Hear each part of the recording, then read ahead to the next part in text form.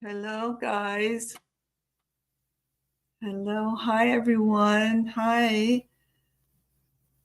Pop on in. This is Gloria, and I am live. I'm live on Instagram and I'm live on YouTube. What is up? What is up? Hi, Audie. What's up? Thanks for popping in. So, we're going to get ready to start our lesson. Hi, Roxanne. Hi, guys. I'm going to get ready to start my lesson. As you know, we've been on a series of lessons going through different ways that we can heal from past wounds, trauma, and things like that. We are in a section called the reality check, and it has to do with the importance of accepting our gifts. A lot of times we are kind of going through, if we've been through some things, it doesn't even have to be like stuff that we might have been traumatized by or anything like that, but just in our upbringing, maybe even culturally, maybe even culturally our upbringing, we tend to go through, like our mothers will say, oh, don't brag about yourself. Or we hear our mothers sometimes, even when someone gives them a compliment, they'll go, oh no, you're just saying that. No, that's not the truth. Somebody will say, oh, your hair looks lovely, or you look very nice today, and they'll say, no, no, no, no, no, that's not the truth, right? And it's a kind of a form of trying to be humble, but it's actually a false humility, right? It's a kind of a cultural, what we think is a cultural correctness. But we want to kind of unlearn some things. I don't know about you, but I'm unlearning some things that are not really correct, right? So when I was in foster care, you probably don't know that I was in foster care, but I had received my very first kind of girly gift, right? It was my foster parent she went shopping. She was so excited about giving me this gift, and it was a pair of really fluffy slippers and a like a really pretty girly pink robe type thing.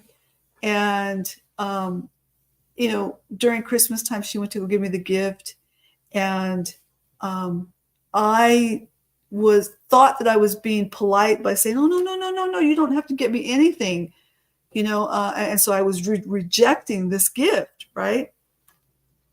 And so her husband, who was my boxing coach, and that's how he came to become my foster parent, because he found out that I was like living in my car. And so he kind of pulls me, not really to the side, but kind of talks to me, and he's like, hey, he goes, you got to imagine, he's studying, he's in university, he's only about 30, 35 years old at this point. She's maybe about the same age. They're just finishing their university degrees and stuff, and he's studying psychology and things. Later on, he went on to become a professor and a therapist and stuff. But at this point, he's kind of talking to me, and in his he's still kind of young-ish, and I'm only maybe about 16. And he says to me, "Hey, she went all out of her way to go shopping for you, and she was really excited about buying you this gift."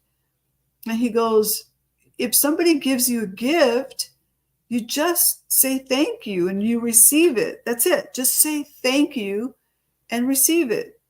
It's okay to receive it. And I didn't have the ability or understanding on how to communicate what I was feeling inside, or why I was saying what I was saying, or any of that.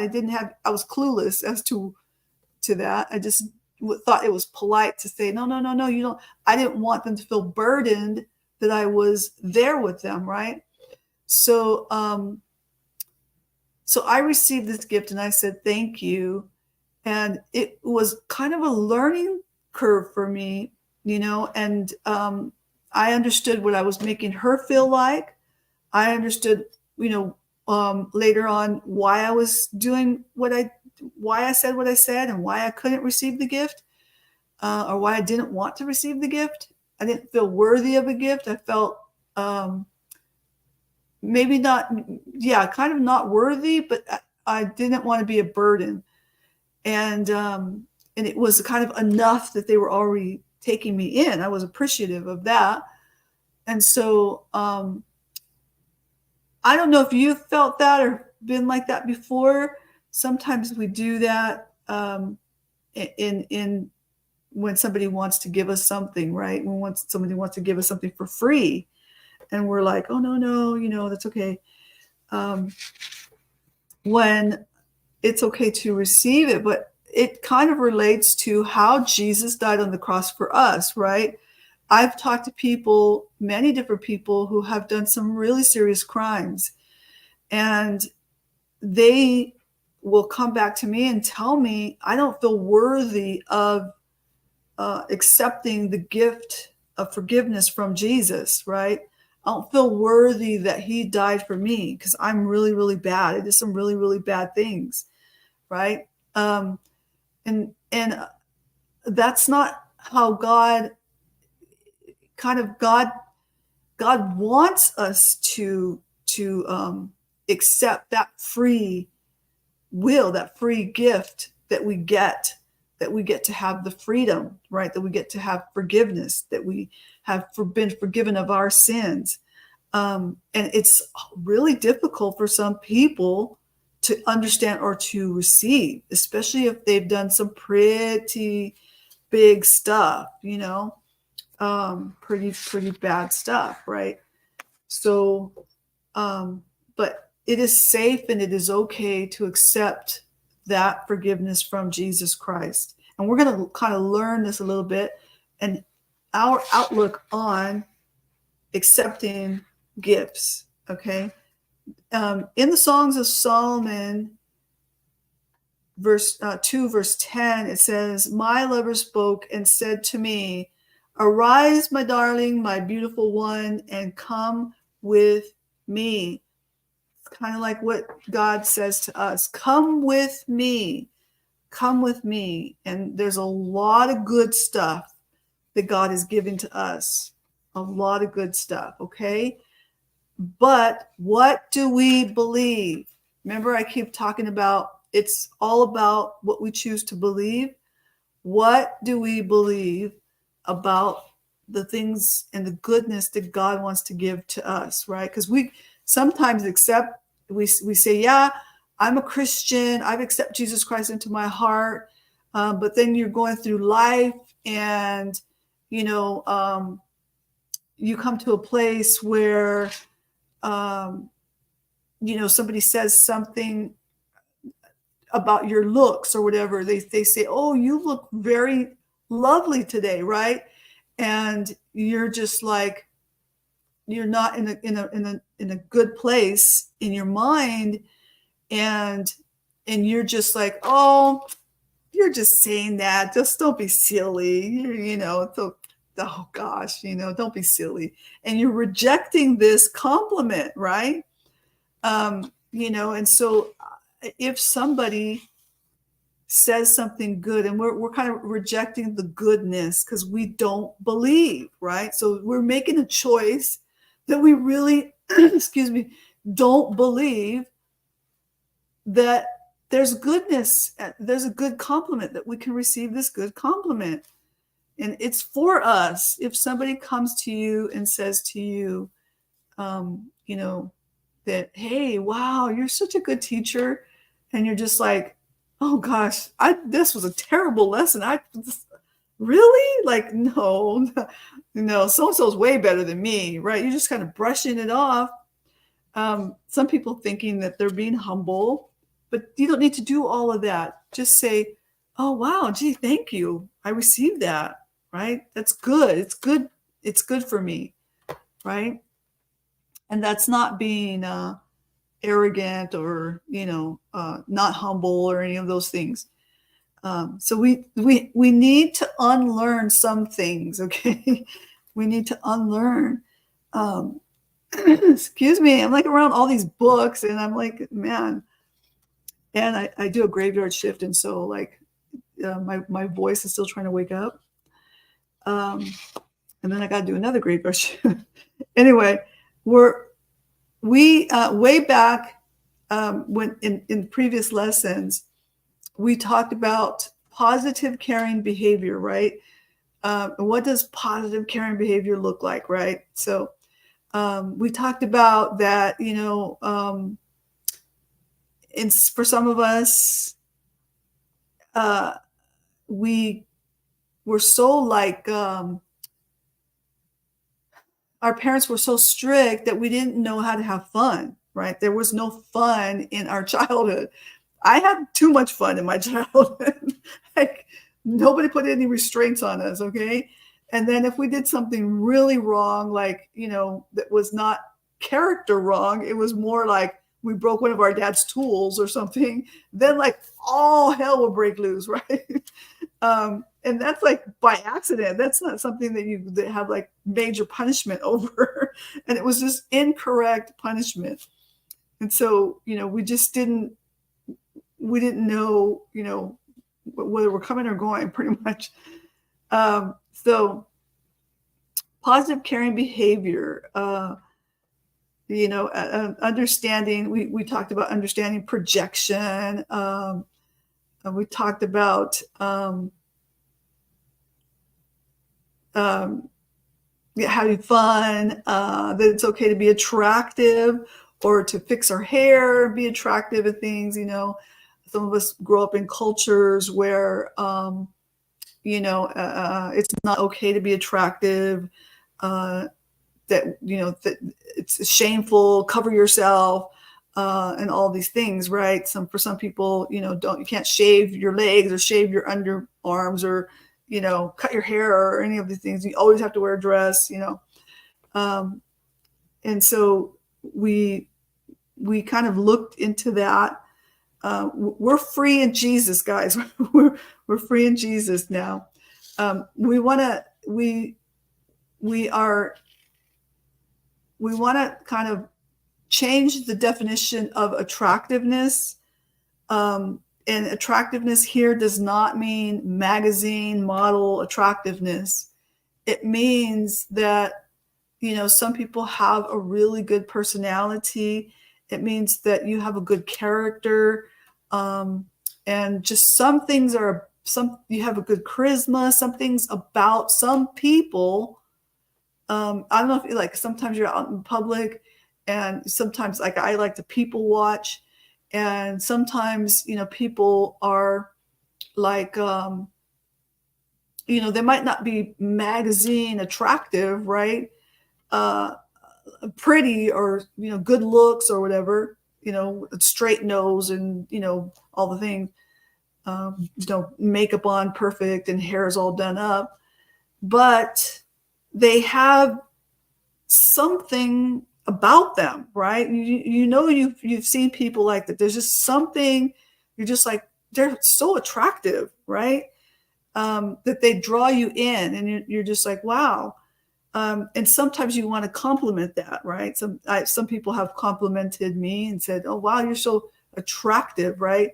Not meaning like pretty, but meaning like, something about my personality or something, right? And so it's okay to just say thank you. Just say thank you. I receive that. I accept that. It's good for me. But I want to ask you, if, like, for instance, when we are, someone kind of gives us a compliment and we want to reject it, um, and maybe you don't like feel attractive when someone says that. You might not be feeling your most confident. You might be having a really down day or something. Those days happen. But when we like totally are unaware and we totally are just like, in this really rejection mode, and we're just like, oh, you're just kidding, and you're just like kind of chucking it away. How do you think God feels when we do that, is the question. Like, how do you think that affects our relationship with God when we do that, right? Thank you. And so, how do you think God feels when we reject His goodness? I'm a parent, and so sometimes I relate God as, kind of a parental figure. Sometimes I have, complimented one of my children, and they might not feel like they might be at the age of comparison mode, and I might compliment one that I think, I think my kids are all amazing, right?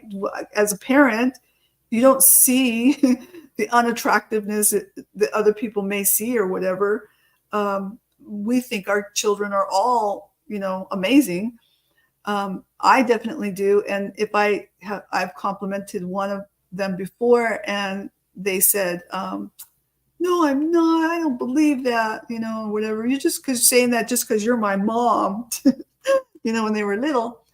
And and I'm sitting there like in this little argument. No, I'm not. I'm not saying that just because you're just because I'm your mom.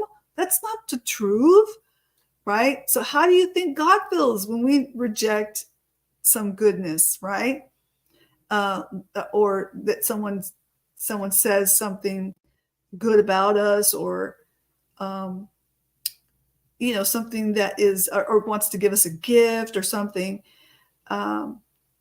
I think that God kind of, he kind of gets a little like, guys, like, I created you, right? I think he would be, excuse me, I think he would be like going, like, all of my kids are amazing. I don't think any one of them are unattractive or ugly. I think they're all awesome with all different uniqueness and gifts and talents, right? And so I don't think God looks at one or the other and says, yeah, maybe not that one. Right?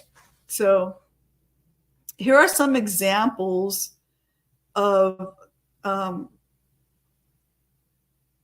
what it's like when we take away from that, when we kind of reject goodness coming our way. And I resent him for not making me like someone else, because we're in comparison. Like one of my children, when they said, no, you're just saying that because you're my mom, right? I think he cares less about me than others, maybe because we don't look the same, or we have the same talent, or one is more public than the other one.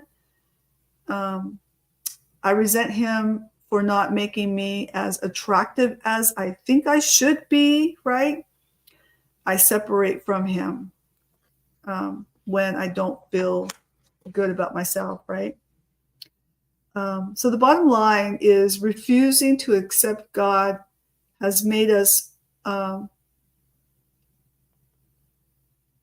refusing to accept how God has made us attractive can cause separation in a relationship with him.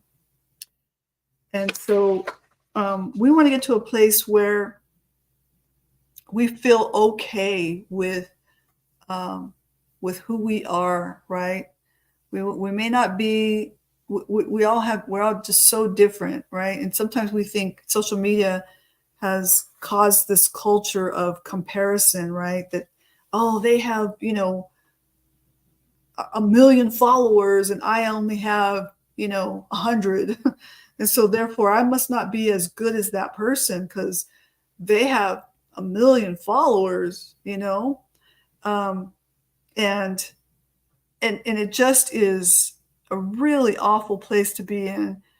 And you kind of go away, you'd be kind of depressed about that, right? So it really, life isn't about how many social media followers we have. I mean, I could take it or leave it.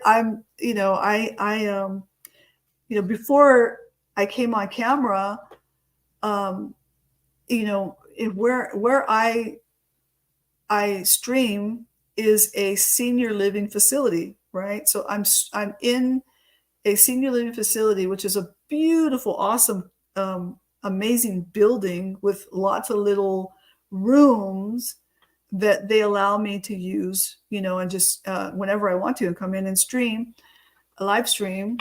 Uh, but before I came in, there was a little old lady who came in and sat, and come to find out, she's the mother of one of the pastors at the Rock Church here in San Diego.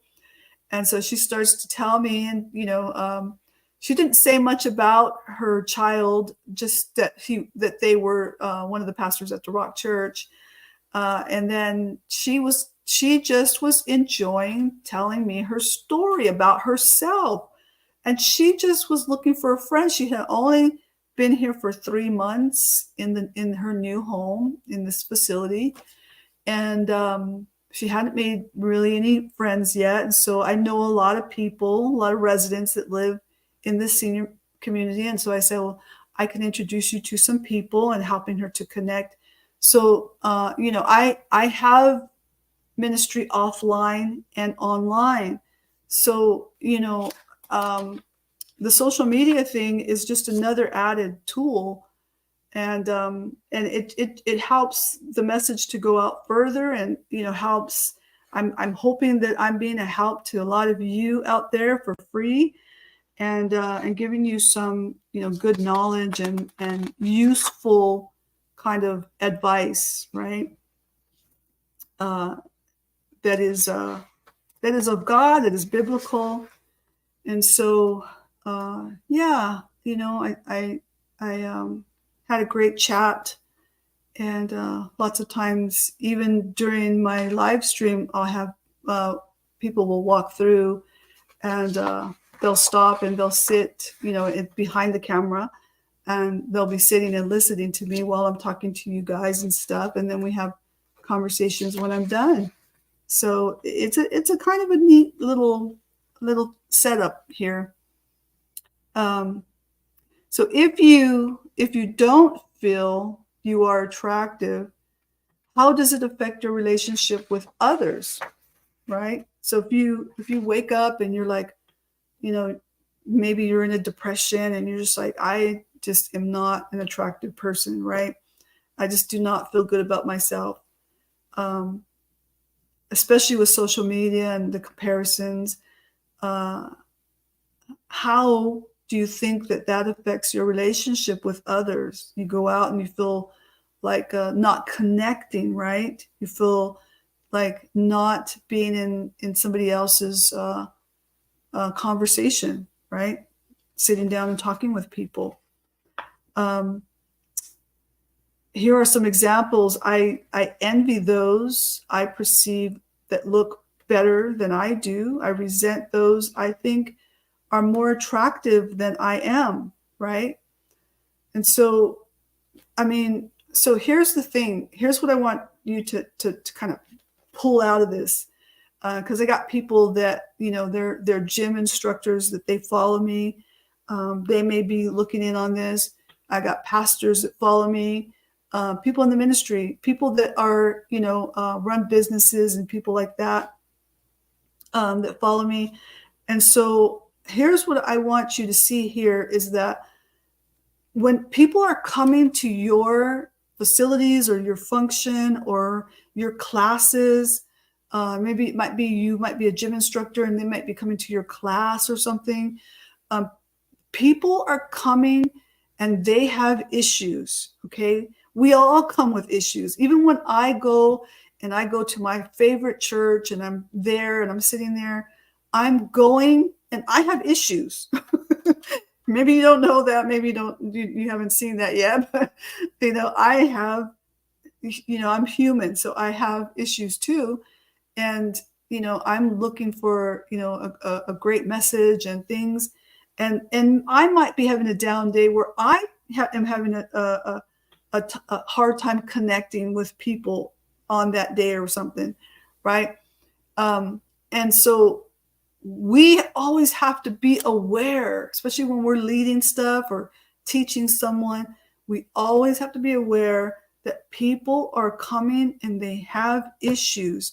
And so they may be feeling these feelings such as, especially with social media, which this is a new culture for us, that we have to understand that there's going to be a lot of comparisons there. That person might be more fit than me, and they've put in a lot of work and effort to be fit, and you're just at the beginning. You can't compare to that, right? So they might be feeling things like resentment, and that person is more attractive than their perception, or they might feel less than others. They might be the person that's kind of sitting in the background, and feeling like overweight or unfit, or maybe they're more shy than others, kind of thing. We don't want to embarrass them in front of everybody, but we can gently give them some undivided attention, be aware of the people that are in our sphere of influence, basically, right? I find here's another example, is that I find other ways to criticize those I think are more attractive. So like, you might be in a church setting, you might be in a gym setting, you might be at work, and you got people that you're having conversations with at the coffee counter, at the lunch, break or whatever, and they start to criticize others. What do you think that means when they start to get into a critical mode of criticizing others? It means that they're not feeling very good about themselves, right? That's what that means. It means that they are having an internal conversation with themselves that is not good. They might be saying things like, my life is horrible, and my life is difficult, and my life is this, and and these people are terrible, and it's kind of a projection of what they feel internally, right? If you're feeling good internally, you're having good conversations. You're having, you ever see those people and they're very like, very happy people. They look like the sun shines wherever they go. It's because their internal conversation is good. They have believed that other people could be good. There's something good that could happen during the day. There's something that they look forward to. There's something that they could say that is positive to someone, and that's how they live their life. That's why they're happy and up like that, right? And so we could do that. We have the ability to change the atmosphere of a room, any room that we walk into.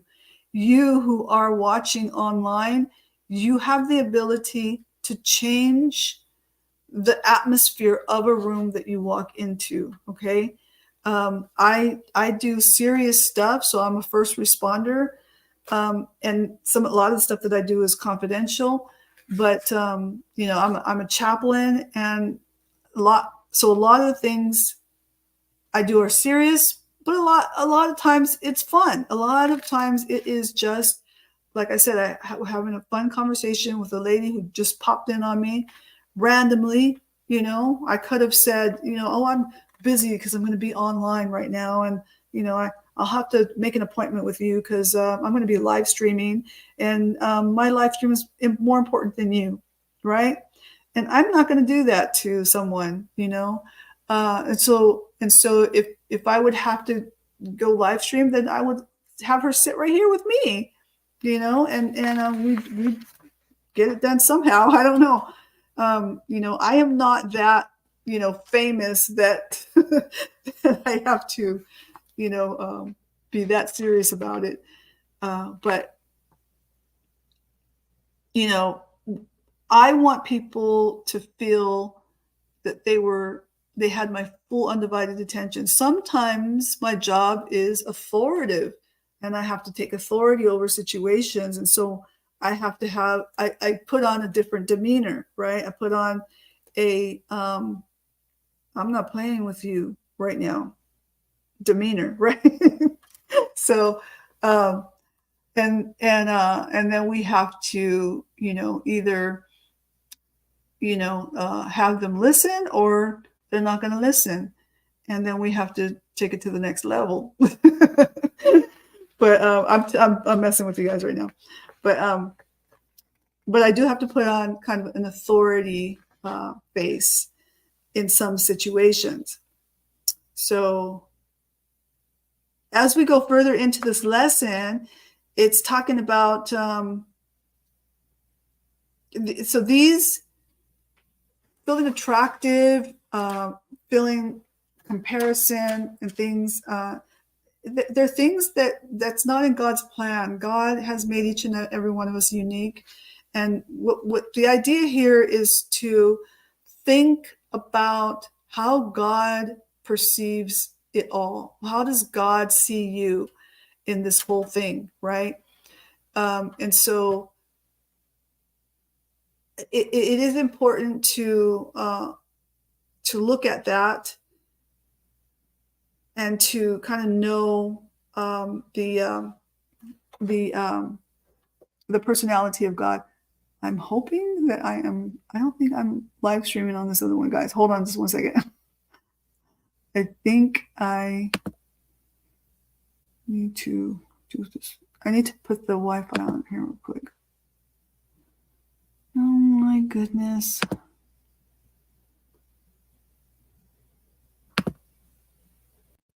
Okay, we're good.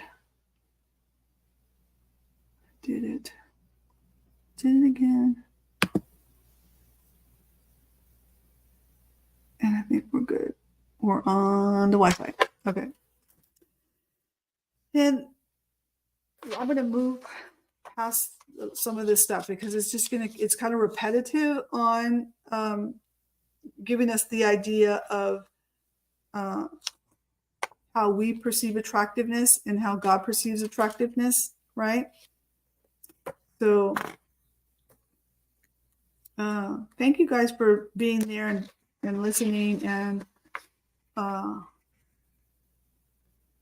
being patient with me while I'm troubleshooting my computer over there. I've got a computer back here and I've got Instagram right here.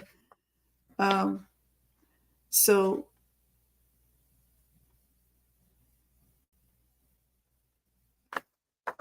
we want to be this is kind of we're gonna look at connecting in our real relationships, right? So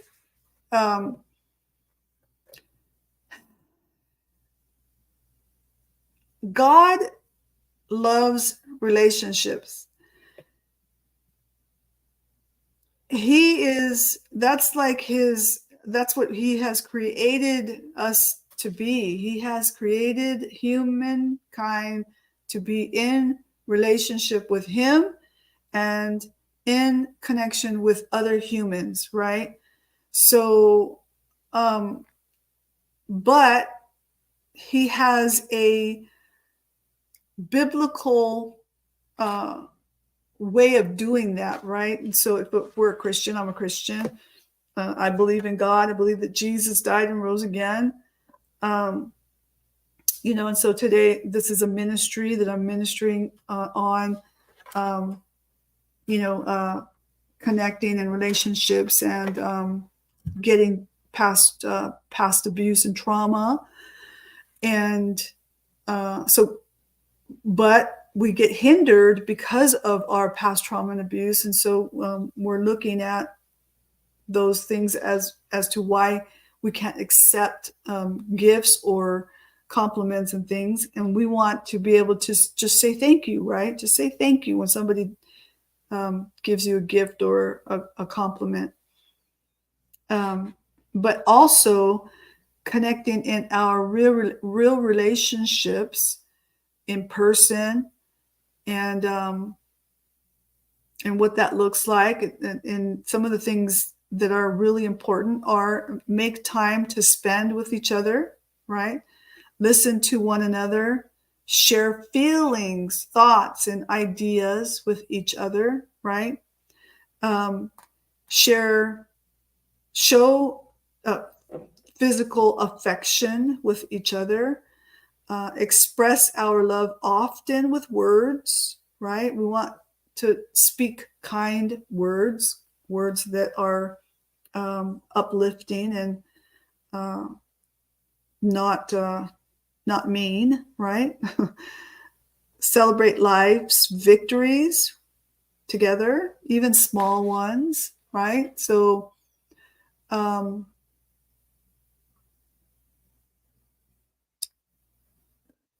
think it's important to celebrate. In a lot of our upbringings, we weren't celebrated, and especially like in my upbringing, we didn't really I didn't really get celebrated. There was no celebrations because I'm a December baby, so I was born in December. Like a lot of you December born people can relate to the fact that our birthdays are like overlooked or included in Christmas, and your parents kind of sneak that in there, and they're like, "Oh, this little toy is both for your birthday and for Christmas." Like if we're not going to know, like if we are not going to know, we know, okay? We know our birthday got missed. And so it needs to be celebrated. We need to be celebrated separately. And especially, if you won a certificate, many of the certificates that I have today, they never got celebrated. I celebrated it by myself. I don't have the family who, said, yeah, oh, congratulations, and came to my graduation and things like that. There was none of that. And so, I pat myself on the shoulder, or on the back. I can't reach my back. So, and I am, I feel accomplished and proud of myself, and that's okay. That's not being arrogant or like prideful or anything. And sometimes you have to do that for yourself. If you don't have, the family, or get some friends together. I just got some few friends together, close friends, who do celebrate me, and let's go out to eat because we're going to celebrate, my accomplishment or something. There are ways of overcoming. We can do that. Do favors for people. When's the last time that you volunteered yourself to do a favor for someone, right? I do this at work all the time. I seriously do this at work all the time, right? So I do have a coworker that that is like Eeyore from Winnie the Pooh. Do you know who Eeyore is? Eeyore is always, there's always doom and gloom and doom and gloom. And I went into this environment and I was like there, I have to remember, because I wanted to like be offended, but I have to remember my training tells me that somebody who's doom and gloom like that, they're going through some things that you don't know about, right? They're having an internal conversation with themselves that is not good. And so that's how it comes out. And so I began to just start, being upbeat, doing favors. I always bring treats in to eat. I feel like food is always a good start to everybody's day. And even treats, not just food, but also chocolates or whatever. And it just makes people feel like you thought about them, or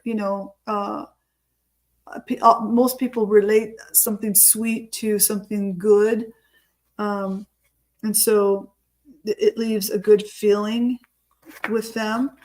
And so I just do these little things. I taught this to my daughter one day. She was on the bus, and she was going on a field trip, and she said, "Nobody's going to want to sit by me. I don't want to go. I don't want to go because no one's going to want to sit by me, and they're not going to want to be my friend, and I don't know who to hang out with."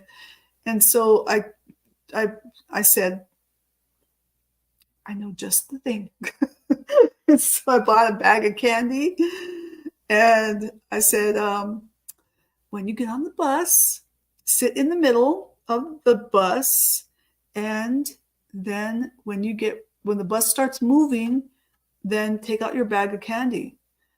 And then she did, and voila, everybody was her friend. So she realized something, right? She learned something, and she's always done that ever since. So anytime she goes into a new work setting, a job or whatever, she has a little something, some treats or something, little minty candies or something. So what is it that you can do? What can you do to change your environment or connect with others in real life, in real relationships? What can you do with all of that?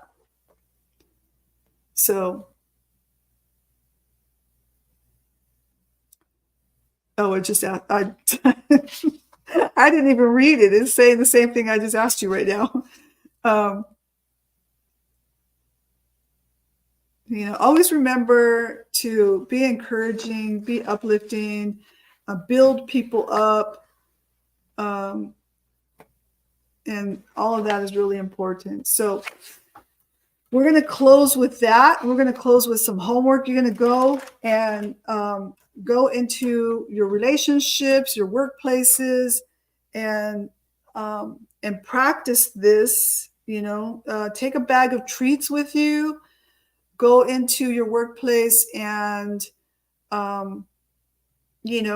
spot out who is the happy, upbeat person, and kind of be aware. It's just kind of a learning experience, so you're going to be kind of aware, and then you'll spot out who's like the Eeyore, the gloom and doom person that's always critical and criticizing people, and it's because that's what they're feeling internally, right? But who are you going to be? What is the person that you are going to be, right? When you go into your workplace or wherever you do life, whatever your sphere of influence is, who are you going to be? Can you be that? You might not be the upbeat, happy person, that is like over the top kind of thing. But you might be that person that is, a stable person, right? That just is the calm listener, that can absorb the criticism and move it in a different direction, right? So, now what I've been doing is when I hear the criticism, I've been kind of not calling people out on it, because that's really that kind of it's not cool in your workplace or school or wherever you do life. Calling people out on stuff is not always cool, but you can kind of lead the conversation in a different direction, and maybe kind of put your hand on your chin and just go, I think I'm going to, I think that happens to me from time to time. And here's what I think I'm going to do with that next time, when I feel like this is happening and I don't like it and I feel like I want to complain about it. I want to do this instead, right? And then give an example of what you might do, but don't tell them they have to do that, right? And so it's more of being an example. So I hope that helps, and I want to know like how you can go to work and be that, and also if somebody gives you a compliment, just say thank you. Okay, when you're out and about, practice that as well. Next week we're going to be on, what's it called here? Next week it is next week it's performance anxiety. Performance anxiety is next week. So we're going to talk about low self-esteem, envy and jealousy, anger, poor relationships, fear of criticism, and on. Performance anxiety. Woo. All right. I'll let you guys go for now. Remember that God sees the best in you, and he created you. So he isn't looking at you like, like we might think that he is, Even I sometimes think, oh, God is looking at me thinking, like, oh my gosh, what is she doing now? With his hand, like embarrassed, like, oh my gosh, what is she doing now? And because sometimes I do, I could be blunt. I know too much. So because I know too much when I'm around people at work and things, sometimes I just know too much for my own good, because I have had, the bottom line is that I have had over 38 years of full-time ministry under my belt, dealing with a lot of different kinds of people from around the world, pretty much. Lived over in England and all the different cultures of England, and then, parts of Europe, and then, here in the United States as well. But so I think God has given me a little more grace as I age. And instead of being someone who, I do like to challenge people, because I like to challenge people for them to do better, to choose better. But I'm learning to let it go, and just let people learn from example.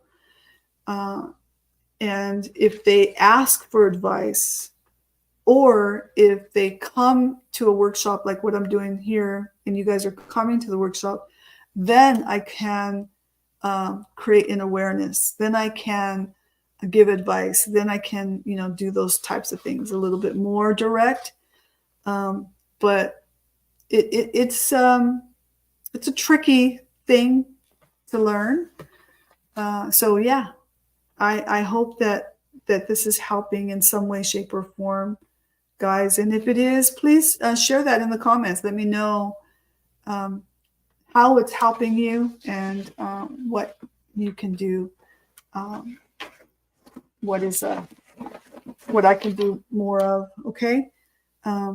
Father, in the name of Jesus, I just want to pray for you guys, and pray, Lord, that you just bless your people, and give them peace in their minds and in their homes. In Jesus' name, amen. Love you guys. Bye.